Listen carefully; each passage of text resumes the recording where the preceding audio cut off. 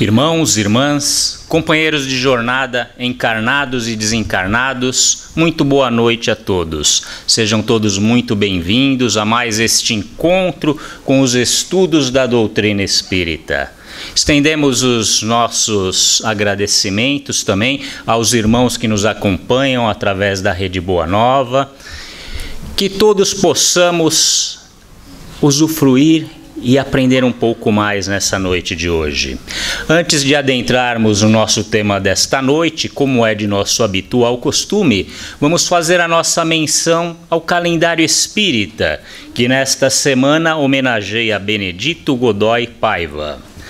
Nascido em São Paulo em 19 de abril de 1885 e desencarnado na mesma cidade em 17 de maio de 1962.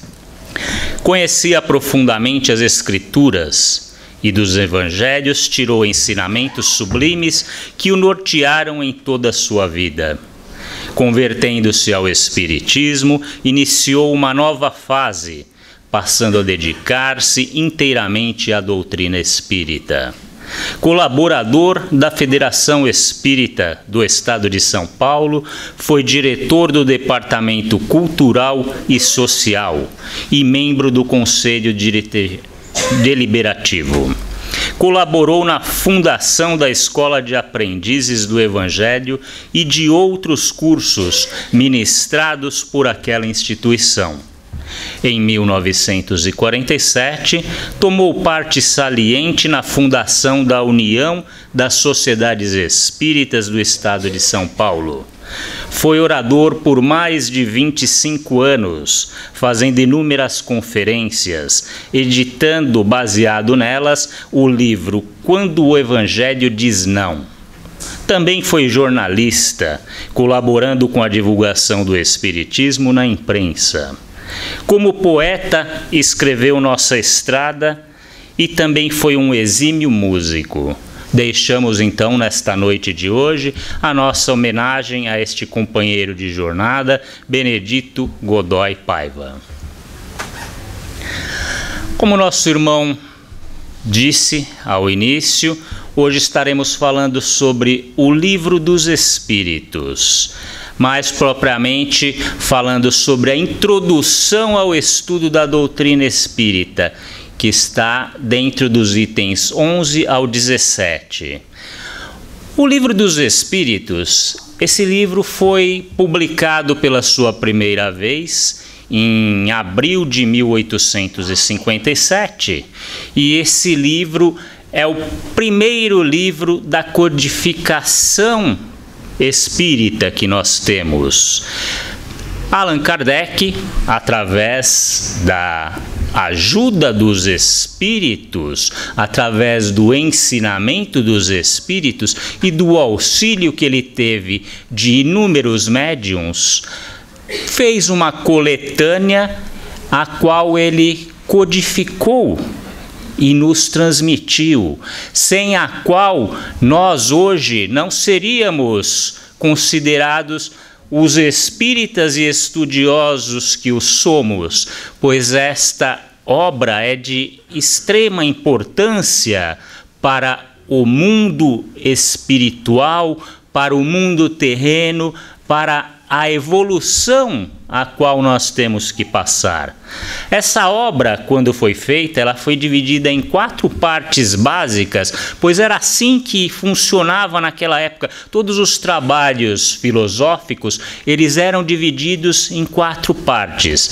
E Kardec, como era um ser já próprio para transmitir isso, para transmitir esses conhecimentos, um ser altamente educativo, um homem estudioso, um homem interessado em buscar sempre a verdade, um homem de ciência, ele colocou e se dedicou inteiramente a essa obra. E a obra que nós temos de toda a codificação, todo o Pentateuco que nós temos, todos os livros que compõem essa obra, mas tudo começou com o Livro dos Espíritos.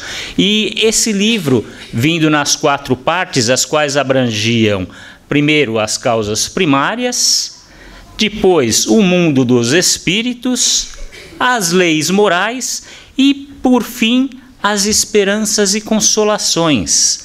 E o que quer dizer tudo isso?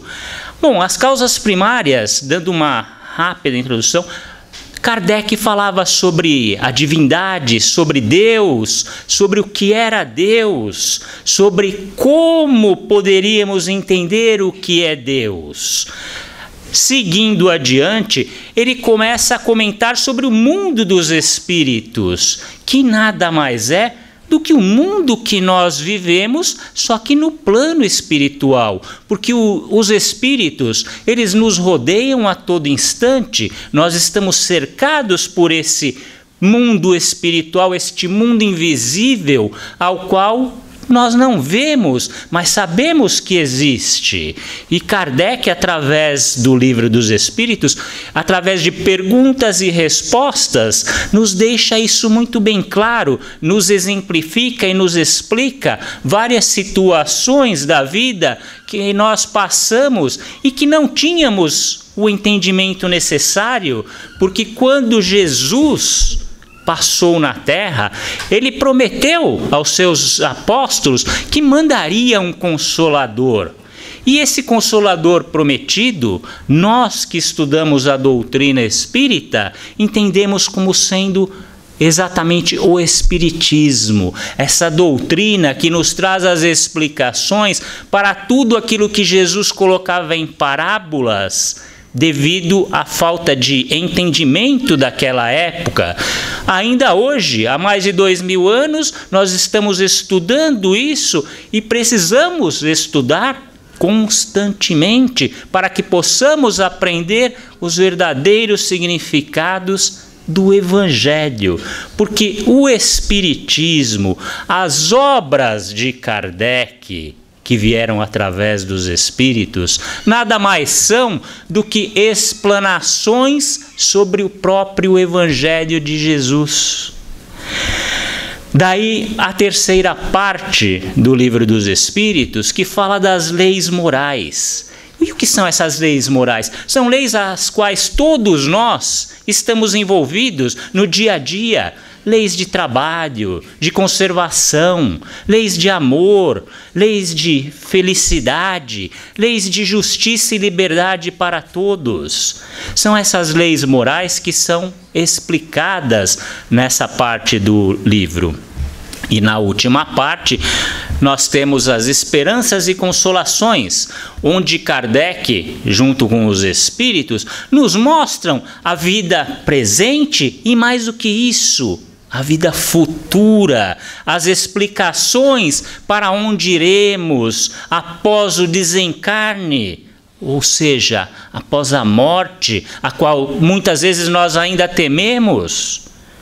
O desencarne, que é algo tão natural, porque nada mais é do que a continuação do espírito que o somos, pois hoje aqui estamos encarnados, estamos dentro deste invólucro carnal, mas somos espíritos que darão continuidade e que terão oportunidades de regressar a esta terra, a este mundo material. Para quê? Para que possamos nos melhorar.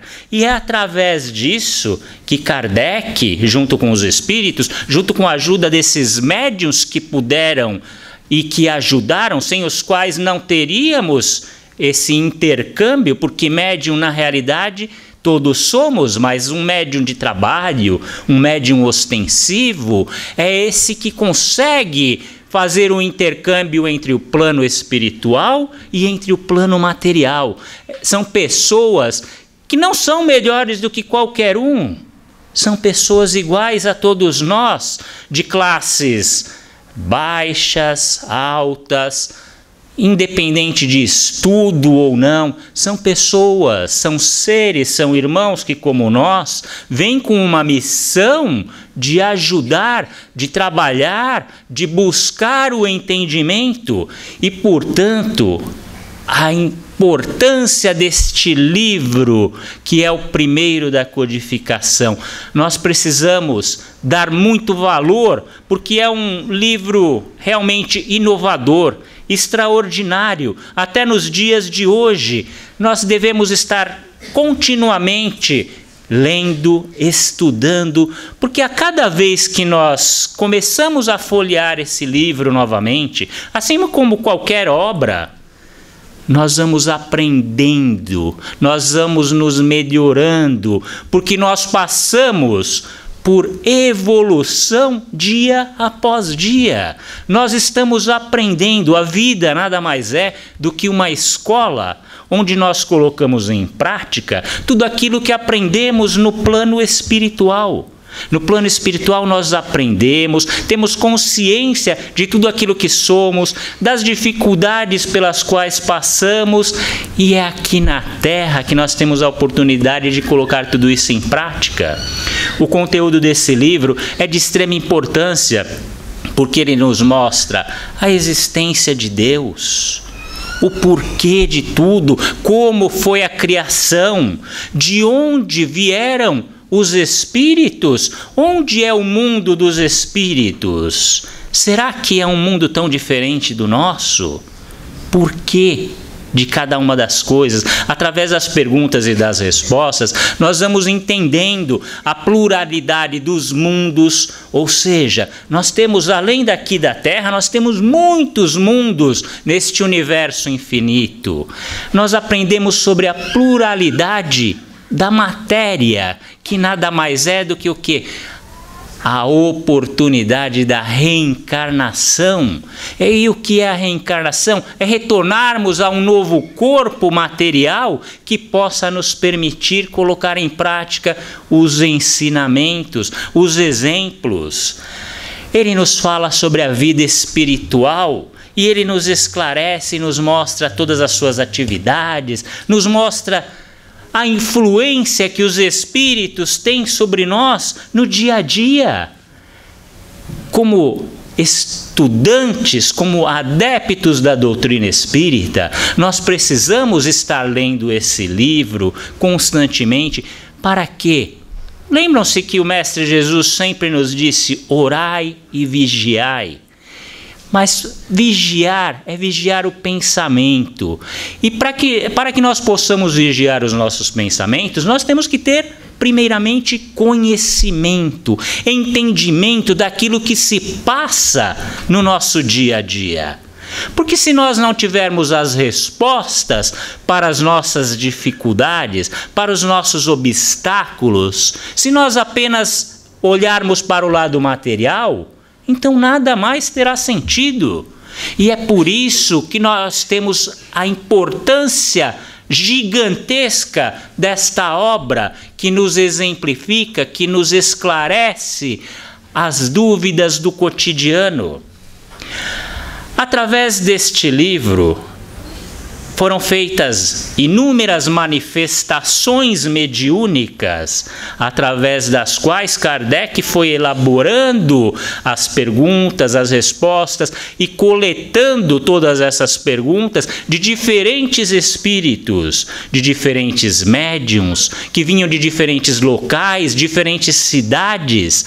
Uma coisa que para aquela época era algo realmente muito trabalhoso, porque se fosse num dia atual, nós teríamos, por exemplo, uma internet para nos comunicarmos de um país para outro, mas naquela época uma correspondência demorava meses até para chegar de um país ao outro.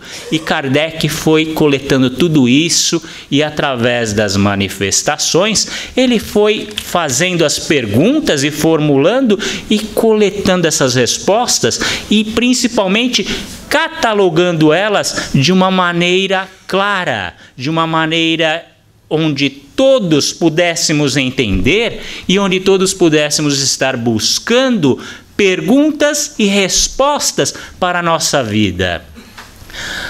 Muitas vezes as pessoas falam, e principalmente naquela época falavam, sobre essas manifestações. Alguns achavam estranho, por que tem espíritos que vêm dar uma manifestação, vêm dar uma comunicação, e são espíritos que vêm assim desconhecidos, sem um nome, enquanto outros se comunicam com nomes de pessoas ilustres, célebres. Isso tudo é explicado no livro, e o que nós podemos entender de tudo isso é que existem espíritos, assim como nós aqui que estamos encarnados, em diferentes graus de evolução, com diferentes entendimentos, com diferentes maneiras de se comunicar, principalmente com entendimento moral diferente. Então, alguns espíritos desconhecidos se comunicam, dão a sua mensagem, mas o importante não é o nome do espírito, não é como ele se apresente, mas sim as suas ideias, as suas colocações, e tudo isso foi levado ao crivo da razão quando Kardec completava essa obra. Muitos espíritos se identificam como sendo grandes nomes, mas o que Kardec nos explica é o seguinte: independente de que o espírito fosse ou não realmente esse nome, o que acontece? Da mesma maneira que nós estamos aqui reunidos, digamos que uma das pessoas não possa se comunicar hoje, mas ela tem uma pessoa que está ali no dia a dia com ela, que participa das mesmas ideias, das mesmas intenções. Então essa outra pessoa pode ir em nome desse amigo, desse outro espírito, e se comunicar e passar a mensagem. O importante era saber qual era a linguagem desse espírito, qual era o conteúdo passado, porque isso é que era de grande valia, e é isso que até hoje nós precisamos entender. Porque nós temos irmãos que, por exemplo, desencarnam e depois de algum tempo podem se comunicar. Um irmão assim pode dar exemplos, pode ter uma linguagem exatamente como ele tinha e pode dar características para que o interlocutor possa saber realmente quem é aquela pessoa, quem é aquele ser. E foi assim que os espíritos começaram a falar a Kardec, a transmitir toda esta doutrina maravilhosa. Existem, como dissemos, diferentes conhecimentos, diferentes graus de evolução durante o decorrer disso. E isso vai acontecer com qualquer um de nós. É a mesma coisa, mesmo que estivéssemos em uma única sala de aula, todos estudando a mesma matéria, cada um de nós tem uma bagagem espiritual, uma bagagem moral diferente. Portanto, mesmo que aprendamos as mesmas coisas, não significa que nós as colocaremos em prática no mesmo instante. É essa a grande diferença entre a linguagem e a comunicação de um espírito para o outro. Por exemplo, Kardec nos deixa muito bem claro que alguns espíritos, quando se comunicam, deixam algumas dificuldades na hora de passar a sua ortografia, na sua ortografia da sua redação. Por quê? Porque alguns espíritos não conhecem todas as gramáticas do mundo, do planeta onde ele está passando. E para os espíritos, o que importa não é a forma, mas sim o conteúdo, sim o ideal, a ideia que é transmitida. Por isso, a ortografia nem sempre era tão exigida.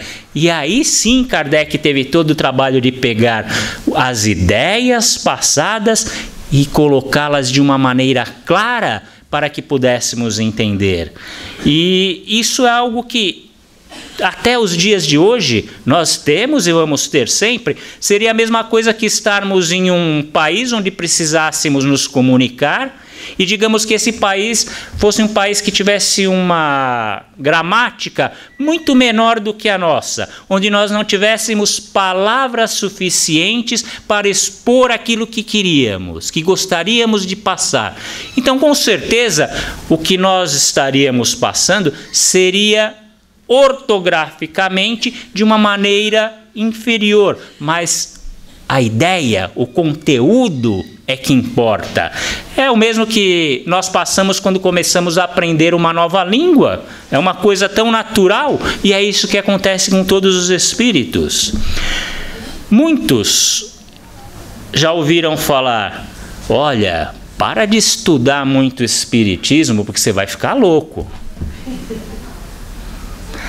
Isso é uma coisa que acontece com todo mundo. Todas as pessoas que se dedicam massamente a estudar alguma coisa, elas podem vir a ter uma loucura, mas isso, se já tivermos algo pré-concebido no nosso organismo, no nosso cérebro, isso pode se dar tanto para quem estuda o espiritismo, como para quem estuda a literatura, o canto, a música, as artes. Isso é algo que pode acontecer com todos.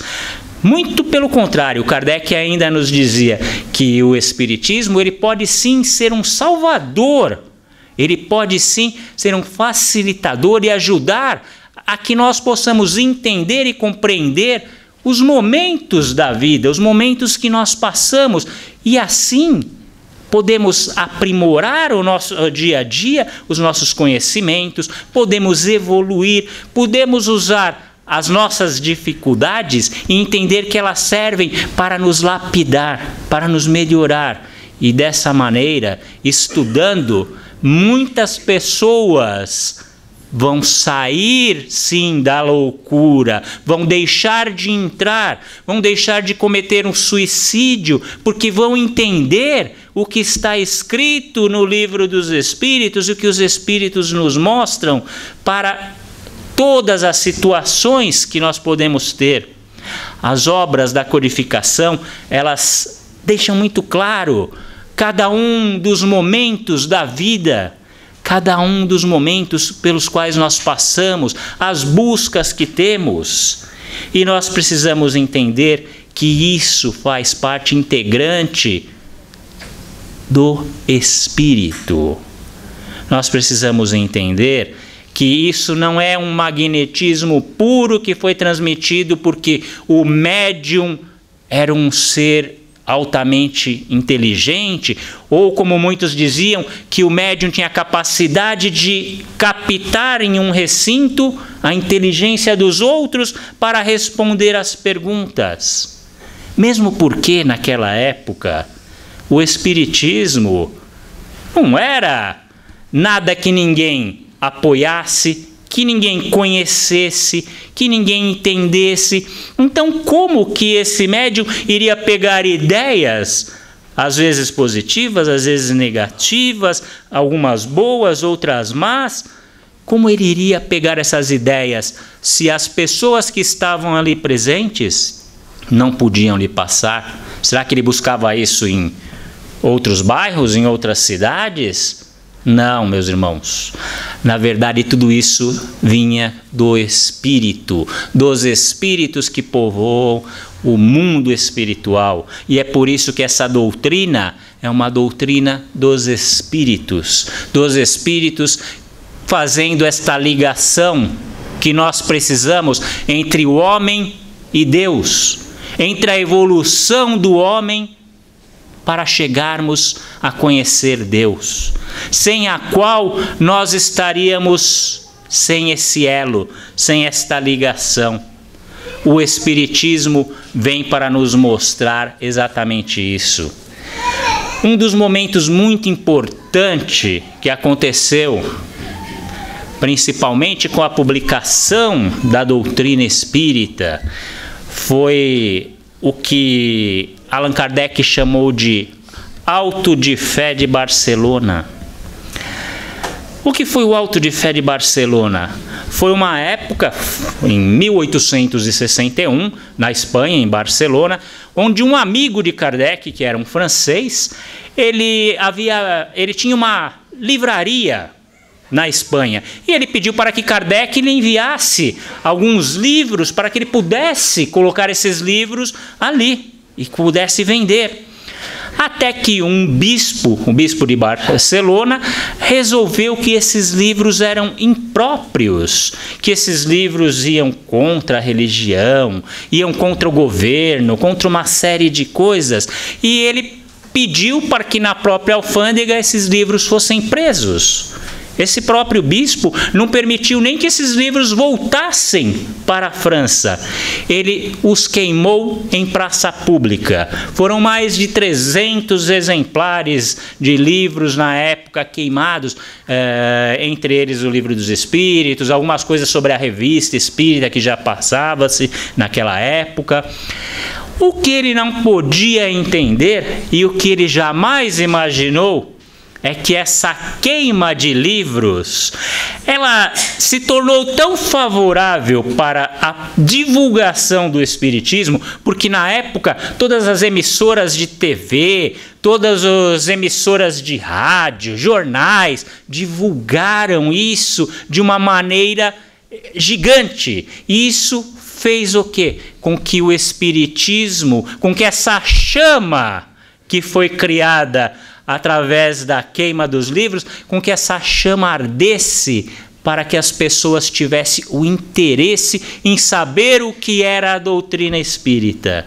Ou seja, foi um ato que era para acabar com o espiritismo, mas que na realidade divulgou ainda mais a doutrina, fez com que as pessoas tivessem mais interesse em conhecer. Poxa, se a igreja está queimando aquilo, tem um porquê, eu vou atrás e vou buscar. O Kardec mesmo, ele diz naquela época, ele comentou em um dos seus episódios, vou ler até na íntegra: graças a esse zelo imprudente, todo mundo vai ouvir falar do Espiritismo e quererá saber o que é. Podem se queimar os livros, mas não se queimam as ideias. E as ideias vinham dos espíritos.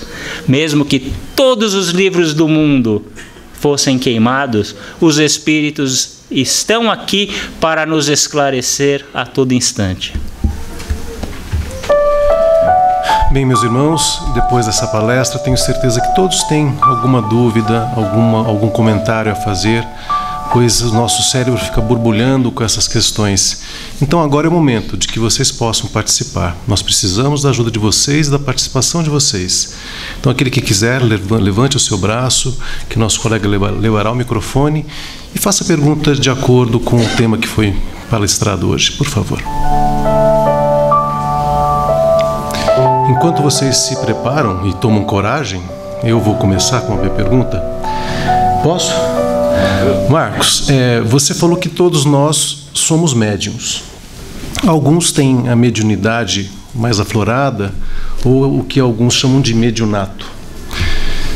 Ter a mediunidade de trabalho, é um dom? É um privilégio ou é um karma? Por tudo junto. Ter a mediunidade é um dom, claro, não deixa de ser um dom, a mediunidade ostensiva, mas não é nenhum privilégio, nem também nenhum karma.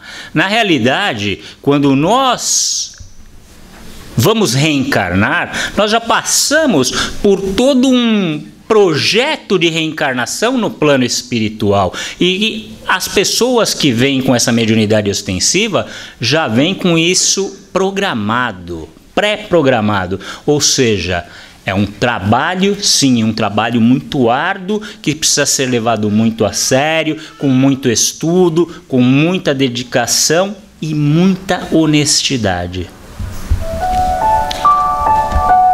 Alguém quer perguntar?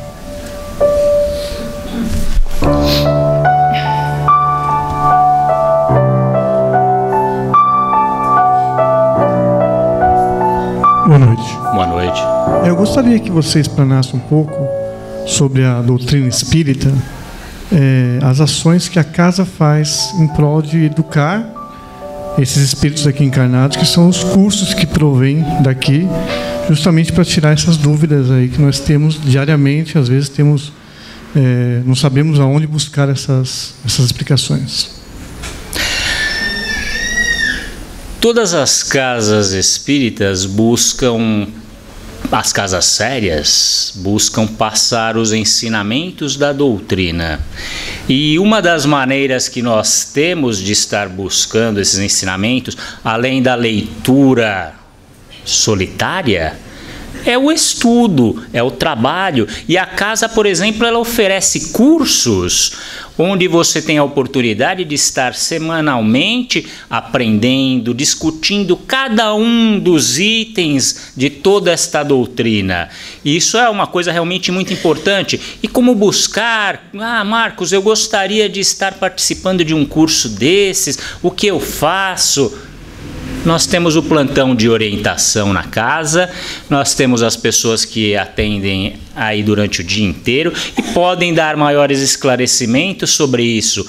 Uma coisa que eu lhes digo como irmão, como amigo, como participante, é que esses estudos eles só nos engrandecem.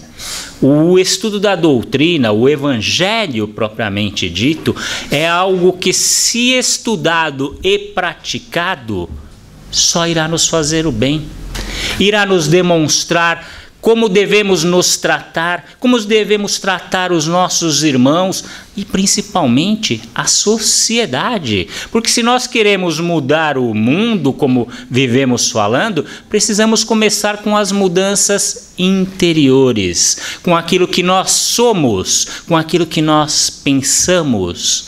Pois somos aquilo que pensamos e muitas vezes não o que exteriorizamos. Nós não nos enganamos e nem enganamos a Deus, nem aos espíritos. Alguém quer perguntar mais alguma coisa, participar? Vamos, crianças, coragem, força. Precisamos dessas perguntas. Enquanto vocês estão um pouco mais de coragem, eu pergunto mais uma dúvida que eu tenho. Vou te bombardear hoje. Muitas pessoas procuram a casa espírita, Marcos, na ideia de entrar em contato com os entes queridos que partiram.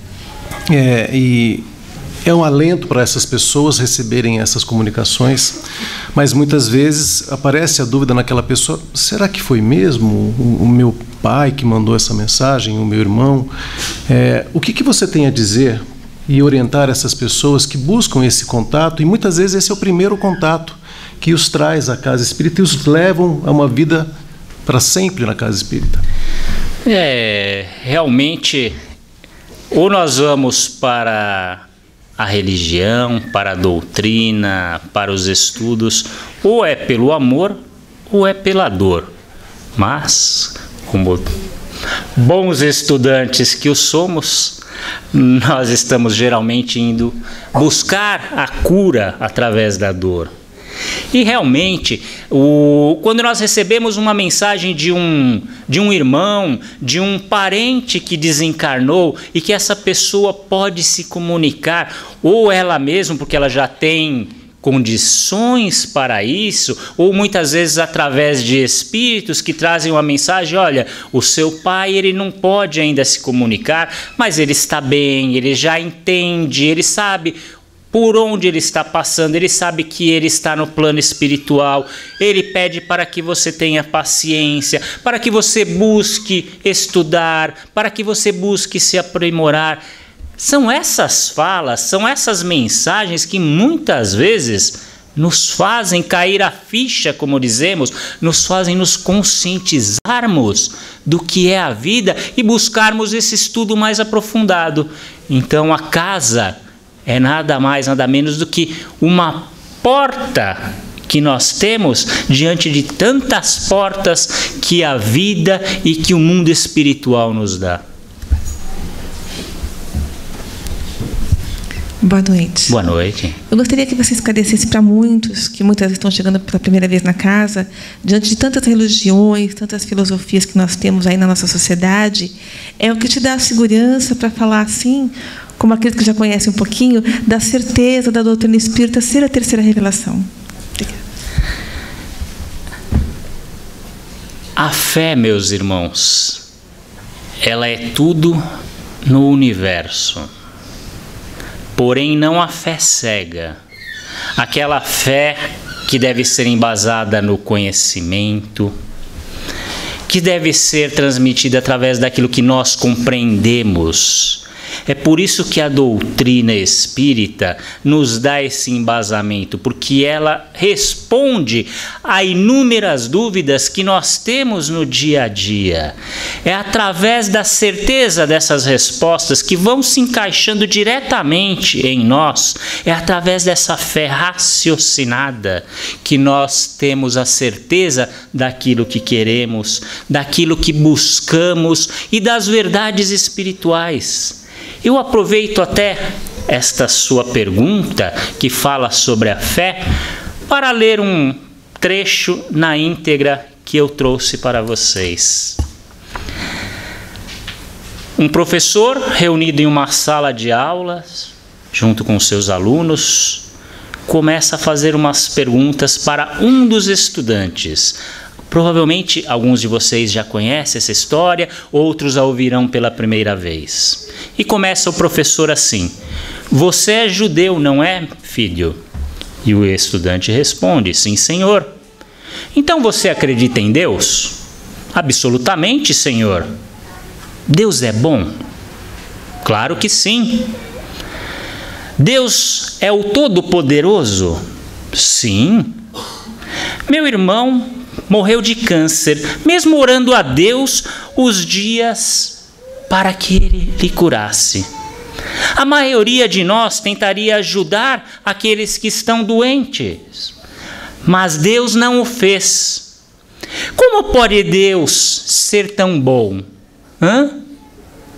E o aluno ficou em silêncio. E o professor continuou: você não pode responder, pode? Vamos começar de novo, meu jovem. Deus é bom? E o aluno responde: sim. Satanás é bom? Não. De onde Satanás se originou? De Deus. Ah, você está correto. Me diga, filho, existe maldade no mundo? Sim. Se Deus criou tudo, então quem criou a maldade? Mais uma vez, o estudante não responde. Existem doenças, imoralidade, ódio, existe a feiura. Todas essas terríveis coisas existem no mundo? Não existem? Sim, senhor. Então quem as criou? Mais uma vez, o estudante não respondeu. A ciência explica que temos 5 sentidos para identificar e observar o mundo à nossa volta. Me diga, filho, alguma vez você viu Deus? Não, senhor. Alguma vez você sentiu Deus? Sentiu o gosto? Cheirou? Alguma vez você já teve alguma sensação de Deus nesse sentido? Não, senhor. Eu temo que não. E ainda assim você continua acreditando nele? Sim. De acordo com perícia testável e protocolo de demonstração, a ciência diz que seu Deus não existe. O que você diz a respeito, rapaz? Nada, só tenho fé. Claro, a fé, esse é o problema que a ciência tem que enfrentar. Eis que o estudante se vira para o professor e lhe pergunta: professor, existe no mundo o calor? Sim, responde o professor. E também existe o frio? Sim. Não, senhor professor, não existe. A classe ficou toda silenciosa por causa da mudança de atitude.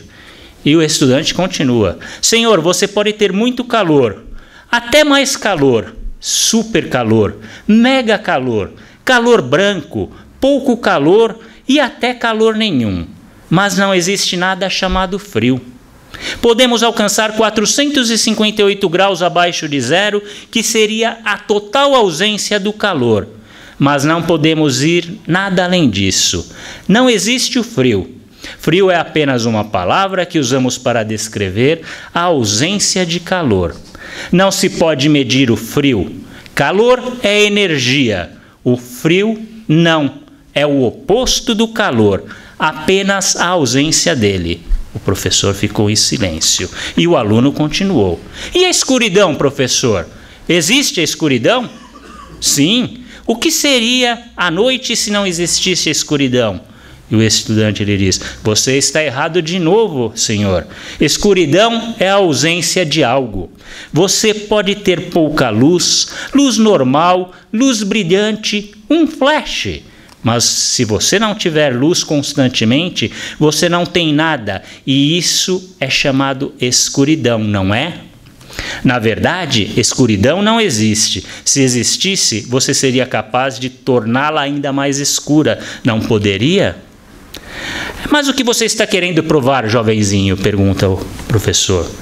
Senhor, estou provando que sua filosofia é falsa. Falsa? Como assim? Você pode me explicar isso? O senhor está usando uma premissa de dualidade. Você discute que esta vida existe, a vida e a morte. Um Deus bom e um Deus mau. Você está vendo Deus com um conceito de coisa finita. Algo que podemos medir. Senhor, a ciência não pode nem explicar o pensamento. Diz que usa eletricidade e eletromagnetismo, mas nunca ouviu e muito menos totalmente o entende. Para ver a morte como oposto da vida, tem que ser ignorante ao fato de que a morte não pode existir como uma coisa substantiva. A morte é o oposto, é a ausência da vida. E o professor acabou entendendo isso, e ele ainda perguntou: professor, você acredita e você ensina a evolução, que o homem veio do macaco? E o professor diz que sim. E ele, mais uma vez, diz: o senhor não pode provar isso. O senhor não viu? Alguém aqui já viu, já sentiu, já tocou no seu cérebro, professor? Não. Então de onde vem tudo isso que o senhor está passando? Eu tenho fé. E o aluno lhe diz: é isso aí, exatamente, o link entre o homem e Deus é o que mantém tudo vivo, é a fé. E esse aluno nada mais era do que Albert Einstein. Uma boa noite a todos.